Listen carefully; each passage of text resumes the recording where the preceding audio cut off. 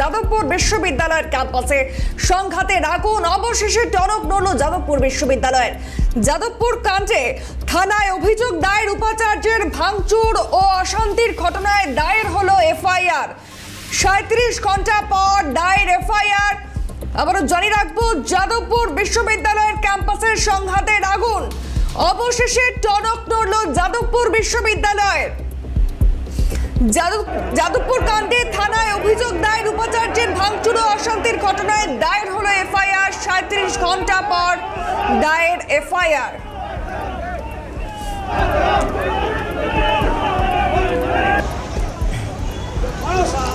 যাদবপুর বিশ্ববিদ্যালয়ের ক্যাম্পাসের সংঘাতের আগুন, অবশেষে টনক নড়ল যাদবপুর বিশ্ববিদ্যালয়ের।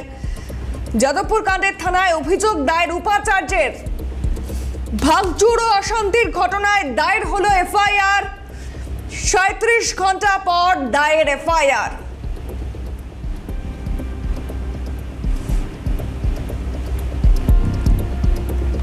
আরো বিস্তারিত জানবো, টেলিফোন লাইনে রয়েছেন প্রতিনিধি অভিরূপা সাহা। অভিরূপা, যাদবপুর কাণ্ডে থানায় অভিযোগ দায়ের, উপাচার্যের কি জানা যাচ্ছে এই মুহূর্তে? দেখো, যাদবপুর বিশ্ববিদ্যালয়ের তরফ থেকে একটি লিখিত অভিযোগ দায়ের করা হয়েছে এবং উপাচার্যের লিখিত অভিযোগের ভিত্তিতেই মামলা দায়ের যাদবপুর থানায়। মূলত যাদবপুর বিশ্ববিদ্যালয়ের ক্যাম্পাস এবং তার হস্টেলে যে যে মারধর, ভাঙচুর, অগ্নিসংযোগের মতো ঘটনা ঘটেছে, সেই ঘটনার পরিপ্রেক্ষিতেই এই লিখিত অভিযোগ দায়ের। এবং ইতিমধ্যেই বেশ কিছু ধারা দেওয়া হয়েছে, তার মধ্যে একাধিক ধারায় জামিন অযোগ্য ধারায় মামলা রুজু করা হয়েছে।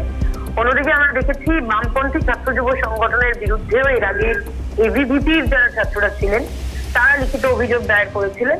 এবং এই গোটা অভিযোগগুলোর পরিপ্রেক্ষিতে, অর্থাৎ যেহেতু অভিযোগ এবং পাল্টা অভিযোগ রয়েছে এবং যাদবপুর বিশ্ববিদ্যালয় কর্তৃপক্ষ তারাও এটা নিয়ে অভিযোগ দায়ের করেছেন, ফলে পুলিশের তরফ থেকে দুপক্ষের অভিযোগেরই যৌক্তিকতা খতিয়ে দেখা হচ্ছে।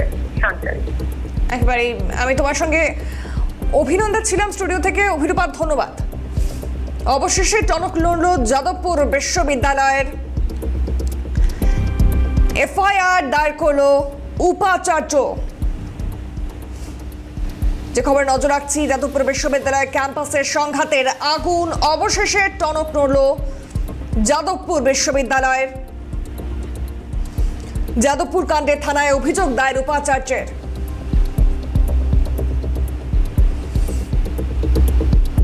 যাদবপুর কাণ্ডে উচ্চ পর্যায়ের তদন্ত কমিটি গঠন, 3 জনের তদন্ত কমিটি গঠন। বিশ্ববিদ্যালয় কর্তৃপক্ষের খতিয়ে দেখা হবে সিসিটিভি ফুটেজ। এই ঘটনায় আগেই দায়ের হয়েছে এফআইআর। যাদবপুর থানায় অভিযোগ দায়ের উপাচার্য চিরঞ্জীব ভট্টাচার্যের।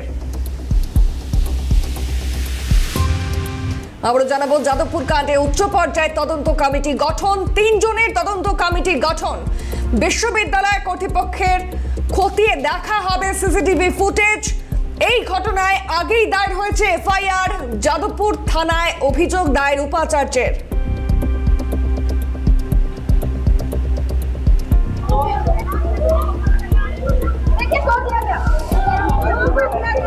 ইতিমধ্যে ব্যারিকেড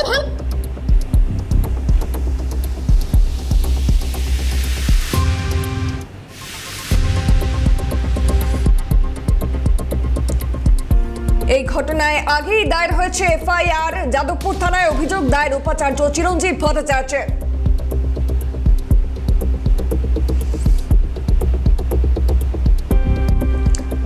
যাদবপুর কাণ্ডে ফের উত্তপ্ত ছাত্র রাজনীতির আবহ। যাদবপুর বিশ্ববিদ্যালয়ে হামলার ঘটনায় প্রতিবাদে ছাত্র পরিষদ।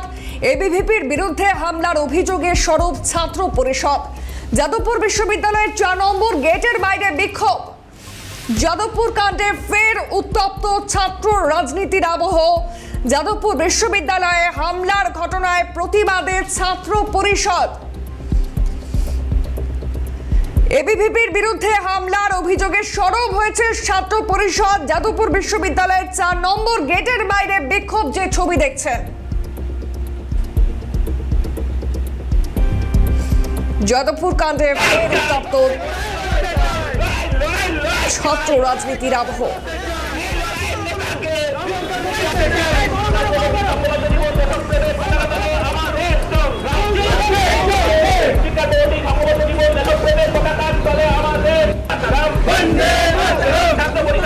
सामने सुनना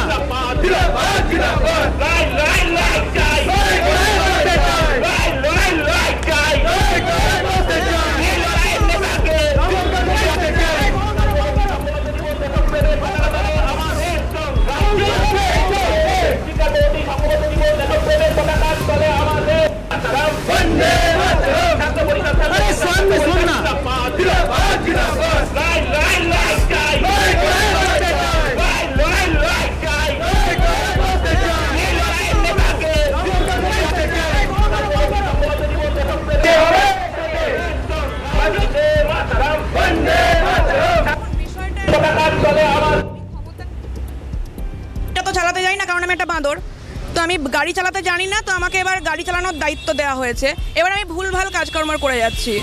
তো এই ধরনের যারা বাঁদরামি করে যাচ্ছে তাদেরকে একটা কথা বলতে হবে যে নন্দলাল বসুর তৈরি করা ঐতিহ্যবাহী এমব্লেম যেভাবে নষ্ট হয়েছে, একটির পর একটি ছাত্র সংগঠনের পতাকা, ছাত্র পরিষদের আজকে ৭৩তম বর্ষ উদযাপন করতে চলেছি আমরা, সেখানে আজ অবধি কোনোদিন এই ঘটনা ঘটেনি বাংলার বুকে যে ছাত্র পরিষদের পতাকা জ্বালানো হচ্ছে।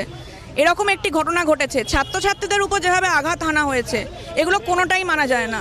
এবং প্রশাসন কি করছিলেন, প্রশাসনের দিক থেকে আমরা কিন্তু কোনো রকম কোনো ব্যবস্থা দেখিনি, কোনো কার্যকরী স্টেপ আমরা এখনো অবধি দেখতে পাচ্ছি না। যাদবপুর বিশ্ববিদ্যালয়ের ধারাবাহিক অস্থিরতা, এই অস্থিরতার কারণ খুঁজে দেখা প্রয়োজন। বিশ্ববিদ্যালয়ের কালচারাল মার্কসিজম অতি সক্রিয়, জাতীয় স্তরের বিশ্ববিদ্যালয়ের পরিবেশ নষ্ট করতে কাজ করছে। যাদবপুর বিশ্ববিদ্যালয় এখন সাপমুক্ত হওয়ার সময়। 1970 সালে উপাচার্য হত্যায় অভিযুক্ত বিদেশে পালিয়ে যায়, সেখানে এসে ভালোভাবে জীবনযাপন করেছে। হোক কলরবের নায়করা কি দেশে না বিদেশে রয়েছে? এদের সবার বাবা মা কোনো না কোনো বিশ্ববিদ্যালয়ের অধ্যাপক, এই অংশের বাইরেও আশাকর্মীর ছেলে মেয়েরাও রয়েছেন। এদের কথা ভেবে দেখতে সাপমোচন প্রয়োজন। এ ব্যাপারে শুভবুদ্ধি সম্পন্ন মানুষের যোগদান একান্ত প্রয়োজন। মন্তব্য আরএসএস এর পূর্ব ক্ষেত্রের প্রচার প্রমুখ জিষ্ণু বসুর।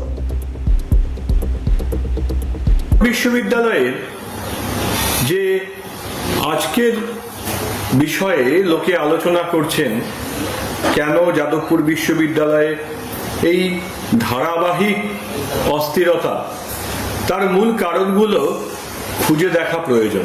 যাদবপুর বিশ্ববিদ্যালয়ের কালচারাল মার্কসিজম অতি সক্রিয়। আজকের বাংলার সুশীল সমাজের ভেবে দেখা দরকার যে যাদবপুর বিশ্ববিদ্যালয়ের মতো এরকম একটি জাতীয় স্তরের বিশ্ববিদ্যালয়ের তার পরিবেশকে নষ্ট করার জন্য এই শক্তি কিভাবে প্রতিনিয়ত কাজ করছে। যাদবপুর বিশ্ববিদ্যালয়ের আজকে সাপ মুক্ত হওয়ার সময়। 1970 সালে গোপালচন্দ্র সেনকে দিনের বেলায় হত্যা করার পরে সেই ছেলেটি বিদেশে পালিয়ে গেছে এবং মহা আনন্দে নিজে ওই বড়লোকের ছেলে নিজের জীবন যাপন করেছে। হোক কলরবের যারা নায়ক, তারা আজকে দেশে আছে না বিদেশে আছে? তাদের বাবা, তাদের মা, তারা বিশ্ববিদ্যালয়ের অধ্যাপক অধ্যাপিকা, তারা সোনার চামচ মুখে দিয়ে জন্মেছে। সেদিনকে শিক্ষামন্ত্রীর গাড়ি যে তার তলায় ঢুকে গেছিল, সেই নাটক করেছে, করার পরে এত বড় একটা অস্থিরতা তৈরি করেছে। তারাও সোনার চামচ মুখে দিয়ে জন্মেছে এবং তাদের বাবা কিংবা তাদের মা যারা বিশ্ববিদ্যালয়ের অন্য কোনো বিশ্ববিদ্যালয় বা এই বিশ্ববিদ্যালয়ের সঙ্গে যুক্ত থেকে পরিকল্পনা করছেন কিভাবে বিদেশে পাঠানো যায়।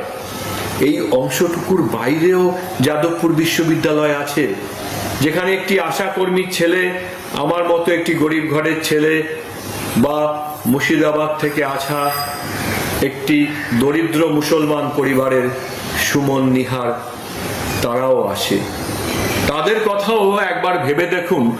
আর তাদের কথা ভেবে দেখে যাদবপুরকে এই সাপ মোচনের জন্য আজকের পশ্চিমবঙ্গের প্রত্যেকটি শুভ বুদ্ধি সম্পন্ন মানুষের যোগদান একান্ত প্রয়োজন।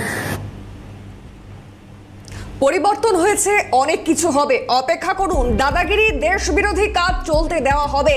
প্রতিবাদ না করে তৃণমূল দেশ বিরোধীদের পুষে রেখেছিল। আমাদের লোকেরা ওখানে সার্জিক্যাল স্ট্রাইক করেছে। আমি বলেছিলাম ওসব চলবে না, বন্ধ করতে হবে। সেদিন আমরা করেছিলাম। এসএফআই এর অফিস ভেঙে দেওয়া হয়, দেশ বিরোধী স্লোগান উঠলে আবার সার্জিক্যাল স্ট্রাইক হবে, সুর চড়ালেন পঞ্চায়েত মন্ত্রী দিলীপ ঘোষ। অনেক কিছুই হবে, 6 মাস অপেক্ষা করুন, একটু উঠাপটাক উল্টা পাল্টা। তবে এটা ঠিক যে দাদাগিরি, দেশবিরোধী ক্রিয়াকলাপ, এটা চলতে দেওয়া যাবে না কোথাও। এরকম কিছু হয়েছে, বাকিরা প্রতিবাদও করে না। টিএমসি এদেরকে পুষে রেখেছিল, দেশ বিরোধীদেরকে। আমাদের লোকেরা ওখানে সার্জিক্যাল স্ট্রাইক করেছিল। আমি বলেছিলাম এগুলো চলবে না, বন্ধ করুন, এবং সেদিন আমরা করেছিলাম। এসএফআইয়ের অফিস টফিস ভেঙে দেওয়া হয়েছিল। আবার যদি ওখানে এরকম দেশ বিরোধী গতিবিধি বা স্লোগান উঠে, একই ঘটনা ঘটবে, আবার সার্জিক্যাল স্ট্রাইক হবে। যাদবপুর বিশ্ববিদ্যালয় ইস্যুতে মুখ খুললেন রাজ্যের পরিবহন ও শ্রমমন্ত্রী। আরবান নকশালদের ডেরা যাদবপুর, বিস্ফোরক দাবি মন্ত্রী অর্জুন সিং এর। কিছু দেশবিরোধী শক্তি যাদবপুরকে হাব বানিয়ে রেখেছে। আরবান নকশালরা যাদবপুরে আস্তানা গেড়েছে দাবি মন্ত্রীর। দেশবিরোধী কার্যকলাপ থেকে পড়ুয়াদের দূরে থাকার বার্তা মন্ত্রীর। যাদবপুর বিশ্ববিদ্যালয় চত্বরকে নেশারোদের আখড়া বলেও কটাক্ষ। কি বললেন মন্ত্রী অর্জুন সিং, শুনবো। কিছু দেশ বিরোধী শক্তি যে আছে তারা এই যাদবপুরকে হাব বানিয়ে রেখেছে। তারা আপনার পরিবারের ছেলেদের মেয়েদেরকে তারা ওই মগজ ধোলাই করে, ব্রেন মেন্টালি তাদেরকে ব্ল্যাকমেলিং করে, তাদেরকে বাবা মা বিরোধী বানিয়ে দেয়, তাদেরকে সমাজের বিরোধী বানিয়ে দেয়, তাদের দেশের বিরোধী বানিয়ে দেয়। দেশ বিরোধী আন্দোলন শুধু নয়, এরা আমাদের প্রধানমন্ত্রী একটা কথা বলেছে না, কিছু আরবান নকশাল যারা ব্রেন থেকে মাথা লাগিয়ে মগজ ধুলাই করে, সেই লোকগুলো ওখানে ঘর করে বসে আছে। আপনার পরিবারের ছেলে মেয়েদেরকে এটা বোঝানো উচিত কি যারা দেশ বিরোধী কথা বলে। ছাত্র আন্দোলন পশ্চিমবঙ্গের নতুন কিছু নয়। দুই গোষ্ঠীর মধ্যে এ ধরনের মারপিট দুর্ভাগ্যজনক।